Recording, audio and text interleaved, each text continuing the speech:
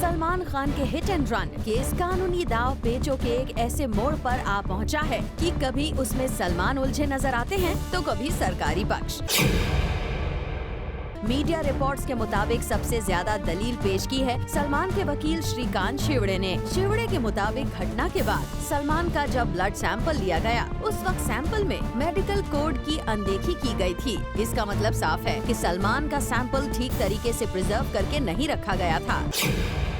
हो सकता है कि इसी वजह से सलमान के ब्लड में जो अल्कोहल की बात की जा रही है वो ठीक तरीके से ब्लड को सुरक्षित न रखने की वजह से बन गया हो। अपनी बात को पुख्ता करने के लिए सलमान के वकीलों ने कोर्ट में कुछ रिसर्च पेपर्स भी पेश किए हैं, जिससे सारा मामला ही एक नए मोड़ पर आकर टिक गया है। वकीलों का तो यहाँ तक कहना है कि महाराष्ट्र की मेडिकल लैब लेटेस्ट टेक्नोलॉजी के तहत काम नहीं करती है। उन्हें सेंट्रल गवर्नमेंट की तरफ से भी सर्टिफिकेट नहीं मिला है, जिससे अब इस पूरी प्रक्रिया पर ही सवाल खड़ा हो गया है कि सलमान के ब्लड में अल्कोहल था भी या नहीं। सलमान के वकीलों ने साफ कहा है कि इस सैंपल के आधार पर फैसला करना उनके क्लाइंट के लिए खतरनाक हो सकता है। उधर सरकारी पक्ष के लिए अब केस में नई मुश्किलें खड़ी हो सकती हैं। वो सलमान को केस में ग्रिल करने के लिए नए नए तथ्य सामने रख रहे हैं। सलमान खान के खिलाफ जो चार्जेस लगाए हैं उनमें एक चार्ज है कि उनके पास ड्राइविंग लाइसेंस नहीं था।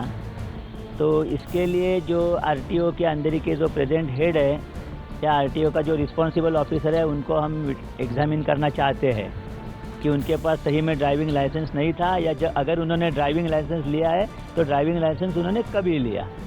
इसके लिए दूसरे जो विटनेस है वो कांस्टेबल है जो बांद्रा पुलिस स्टेशन से फॉरेंसिक साइंस लेबोरेटरी तक वो खून की बोतल लेके गए थे, तो उनका एग्जामिन करना ज़रूरी है। और तीसरे विटनेस जो है वो मैजिस्ट्रेट साहब है जिनके सामने विटनेसेस जो है उनकी जुबानी रिकॉर्ड की गई थी। हालांकि इस केस में अभी सभी गवाहों की सुनवाई पूरी नहीं हुई है, पर बिल्कुल फिल्मी अंदाज में अब केस काफी रोमांचक मोड़ पर आकर खड़ा हो गया है। 12 से 18 फरवरी के बीच इस केस की लगातार सुनवाई होनी है, जिसमें हो सकता है बड़ी तेजी से डेवलपमेंट्स आएं।